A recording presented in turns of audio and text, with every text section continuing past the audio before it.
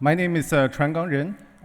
Good afternoon. I'm from Penn State University, and today I'm going to talk about toward discovering and understanding task hijacking in Android. And this work is collaborated with Yulong Zhang, Hui Xue, Tao Wei from FireEye, and Peng Liu from Penn State. So in the PC world, multitasking means that multiple processes are running at the same period of time. In a mobile platform like in Android, however, in order to adapt the user experience to a much smaller screen, multitasking is a very different concept. As defined by the Android developer documentation, an Android task is a collection of activities that users have interacted with when performing a certain job. Say, here is a user interacting with a few user interfaces in time series. And in Android, each of these user interfaces is called an activity. And the task is a series of these activities that users have interacted with. Note that the activity may come from different applications, come from different applications. For example, in this case, clicking the URL in activity B, which is the email message, could launch a browser activity, which is also included in task 1. And the activities in the task are organized in a stack in the order in which each of the activity is opened. And this stack is called backstack. The owner of a task is determined, in this case, by activity A, which is the root activity of this task. And in this case, it's a Gmail task. And in the system, there are usually multiple tasks. And the one that is showing on top of the screen is called a foreground task. There's a system service called Activity Manager Service that is responsible for managing all the tasks and activities in the system. So the life cycle of Android tasks usually start from the launcher. So in this figure, the lower part shows the task state of the system, and the upper part shows the user screenshot. And initially, there's only one launcher task in the system. And when the user clicks the Gmail icon, then the inbox shows up. So under the hood, what happens is that the Gmail task is created, enclosing one inbox activity, which is brought to the foreground. Then the user clicks email message again. Then what happens in task state is that there's a message activity pushed on top of the backstack of the Gmail task. The original inbox activity is suspended, and the state is resumed, is sustained. So a nice feature about Android is that it provides this back button to allow users to go back to the history of the activity users have interacted with. So when user click back, then the message is popped from the back stack, and the original inbox activity is resumed. When the user click back again, then this inbox is popped from the stack, and the Gmail task is destroyed, such that user go back to the launcher task. So user can choose to go switch between different tasks by clicking the lower right button and go to this overview screen. And we can see that Android multitasking has greatly promoted user experience. For example, task switching, UI navigation, and it also allows developers to customize app behaviors. However, the security implication of Android multitasking remain to be under-investigated. And in the heart of the problem, we have two major concerns. First, Android allows activity from different apps to reside in the same task. So essentially, it opens up opportunities for activity from different applications to interfere with one another when they are put into the same task. And secondly, Android offers developers great flexibility to customize app behaviors. For example, task creation, activity placement, or even customizing the back button pressing behavior. So with all these flexibilities, we were suspecting that if a malicious activity can sneak into a victim task and to achieve its malicious purpose by, for example, confusing the user or the system. It turns out that this is indeed possible, and Android multitasking is plagued by a serious security risk called task hijacking. Here's the example to to give you a flavor of what simple task hijack can achieve in the user spoofing attack. In this example, the user is trying to intends to open up a PayPal application. However, instead of show up the PayPal app, a malicious fake PayPal activity controlled by the attacker shows up. And the PayPal account password then stolen by the attacker. The question is, how does the system show up the malware instead of the PayPal activity? So note that in this attack is very different from the well-studied intercomponent communication problem where the intent is sent to an undesirable party. But in here, it's achieved by task hijacking. If we take a closer look at the task state, then in the normal case, the PayPal task should be created and brought to the foreground. However, in the attack case, where there is a malicious application running, there is a malware task running in the background with two activities, M1 and M2. Note that this task can be created in advance, even without user interaction. So the attack happens when this PayPal task is created, and if we take a closer look at this PayPal task in S2 prime, we find the interesting fact that the M2, the malicious activity, has migrated from the malware task to the PayPal task. Now the question is, why does this M2 migrate? It turns out that Android provides a rich set of task control knobs to let developers customize task behaviors. Despite of the merits we have talked about, it also opens a new attack surface.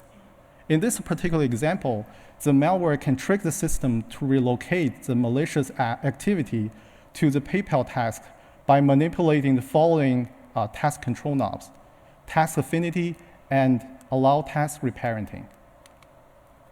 So task affinity is an activity attribute defined in each activity tag in the manifest file. Like in this example, this application contains two activities, A and B, where B explicitly specifies its task affinity to a string. The task affinity can specify which task that the activity desires to join. And by default, all activities in the app have the same affinity. It means that all the activities are, by default, willing to join in the single task. And this task affinity is by default set to the app package name. Again, in this example, activity A, without explicitly setting the task affinity, has the package name as its task affinity. And the B explicitly set this task affinity to another string. In this case, A and B are more likely to put into different tasks in certain circumstances. So, but why is this useful? It is useful when developers want to group activity into different tasks. For example, the activities may have very different functionalities, and developer intends to put the activity into different user session. And secondly, developers can also place activity defined in different apps within the single task. Allow task reparenting is another activity attribute, which is a few cases that can make a task affinity effective. And if it's set to true for, say, activity A, and when a task with the same affinity as A is brought to the foreground, then the system will move A from its original hosting task to this new foreground task. So by default, when the activity is created, it will stay on a task for its entire life. But this attribute breaks this restriction and allows activity to migrate in the middle of the lifecycle. Now it is more clear how the malware can abuse the task control knob. So first, it sets the task affinity of activity M2 to the PayPal package name, and then it sets allow task reparenting to true. So under these circumstances, when the PayPal task is created, the M2 is relocated by the system from the malware to the PayPal. And note that during this process, although the PayPal is started, but the P1 activity is not brought onto the screen at all. And at this point in time, a cautious user may go to the overview screen and carefully examine if he or she is interacting with the real PayPal task. However, since M2 is already part of the PayPal, by only looking at the overview screen, the user can only be more convincing. And moreover, this malware can abuse some other control knobs to disappear or being absent from the overview screen in order to be more stealthy. So given this task, we want to fully understand this new threat and ask the following questions. How many types of task hijacking are there? How to craft the individual tasks? How to assess this vulnerability? And lastly, how to defend it?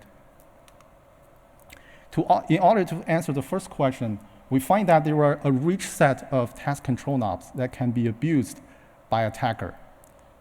And they are classified into 4 categories: intent flag, activity attribute, callback function, and framework API.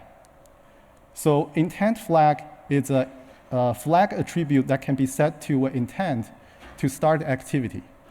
Compared with activity attribute, which is a more static way to to define task behaviors, intent flag is more like a dynamic way. For example, this new task flag, if this new task flag is set, then the activity is more likely to be started in a new task instead of placing on some existing tasks. So we have, in the activity attribute, we have talked about task affinity and allow task reparenting. And also this task mode is another way to define how this activity should be started, where to place it in a static way. In the callback function, there's an interesting callback called onBackPressed, which can override the back button clicking behavior. And also the framework API provides utility classes and function to start a predefined set of activities in a new task. So with all these complicated task control knobs, we want to understand the possibility of all task hijacking cases. To this end, we formalize the task dynamics as a state transition model and simulate an Android system with 3 applications only, 2 benign and 1 malicious. We then generate task state transition graph and flag the following alerts. First, a hijacked task state. It is a dangerous state in which at least one task in the system will contain both malicious and benign activities. And secondly, a hijacking state transition is a transition that can lead to the system to a dangerous hijacked state. Here shows our result. So the left figure shows the task state transition of a subgraph of the task state transition. And each of the nodes in the graph indicates the task state, which is also visualized on the right. So the red nodes indicate the dangerous hijack state, and the right arrows indicates those hijacking state transition, also known as HSTs, that leads the system to the hijack state. So we observe 2 types of HSTs. Either the malware activity find ways to move into the benign app task, or the benign activity is tricked by the malware and is placed into the malware task. We also find that once these HST are exploited, they could result in highly practical and serious real-world attacks. By exploiting these HSTs, we implement 6 proof-of-concept attacks, and we surprisingly find that these attacks can cover a wide spectrum of attack space, ranging from user spoofing to denial of service and to user monitoring. So the consequences are severe. For example, sensitive information stolen in a phishing attack, user access restriction by a ransomware, or user privacy infringement by a spyware. And it turns out that task hijacking attacks can affect almost all Android versions and all applications, including those most privileged system apps. So task hijacking roots from the unique design of Android task and also the overly flexible task control knobs. So before defense, we would like to first understand the use of these security-sensitive task control knobs in real implementations. So to this end, we analyzed 6.8 million apps from Google Play and other 12 popular third-party app markets. This table shows the percentage of applications that use each of these task control knobs. As we can see that a bulk of these control knobs are extremely popular with developers and users. For instance, more than a quarter of these applications use non-default launch mode. And intent flags are heavily used in majority of applications. And also, almost 2/3 of the application will customize the back button clicking behavior. So given this pervasive use of task control knobs, for defense, simply disable these features will hurt user experience and the app functionalities. And we have two alternative ways to do this. First, to defend. So first is we can be proactive and detect the task hijacking in the app review process. However, specifying a guideline in the app review balancing the security and features is non-trivial, partly because it is difficult to distinguish the legitimate use of task features from those with malicious intention. So here's an example of a phone call dialer application. And by specifying the task affinity the same as this dialer app, a voice recorder application can show up an array of control buttons on top of this dialer application, and such that the user can control this voice recording functionality of this app. However, technically speaking, this voice recording application has already interfered with the GUI integrity of the dialer application, and it's hard for the app review process to distinguish if this is benign or malicious purpose. And another challenge is it is hard to detect the stealthy dynamic behavior of advanced malware in the app review process. For example, dynamic code loading. Another alternative for defense is to enhance security of multitasking mechanism by introducing additional security features for Android tasks. For example, we can introduce a Boolean activity attribute which can control if an app allows other applications to specify the same task affinity as itself. If not, then the system will not blindly relocate some alien activity to the current task, even the alien activity desired to do so. So I would like to end my talk with two proof of concept attack demos.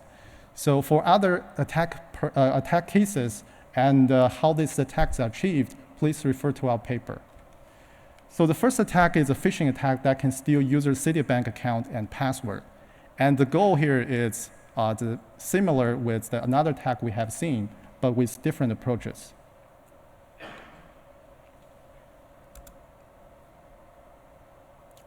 So for demo purpose, I will first manually start this malware. It shows up just a normal activity. And in reality, this malware can be highly stealthy. If we look at the overview screen, it's not there. But that's already in the background.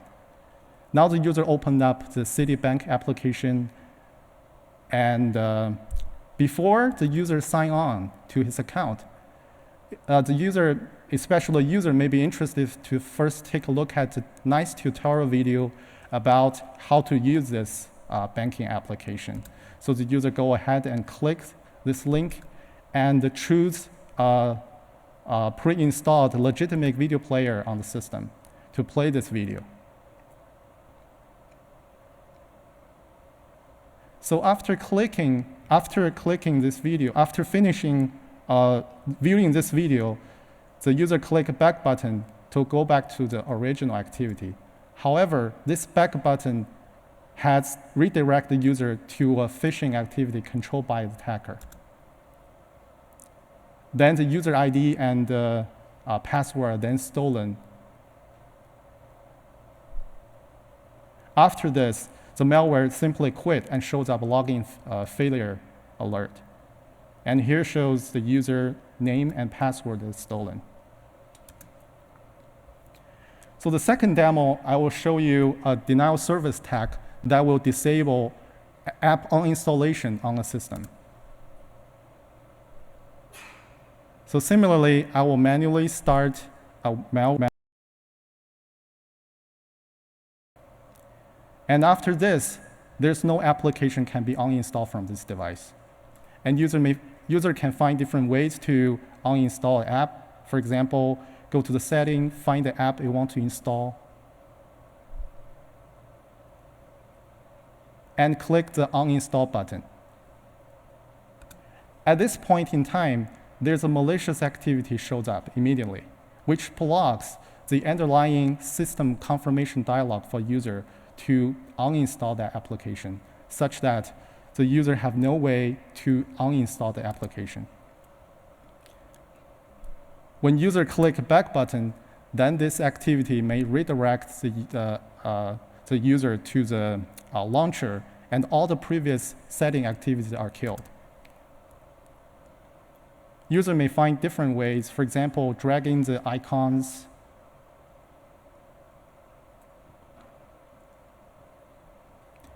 and finally, the frustrated user may resort to the help of antivirus software. And uninstall this application. So similarly, this operation is also prohibited. So note that this malware can be easily extended to a ransomware that can disable user access to any applications that the attacker specify. So with that, I would like to thank you all, and a moment to questions.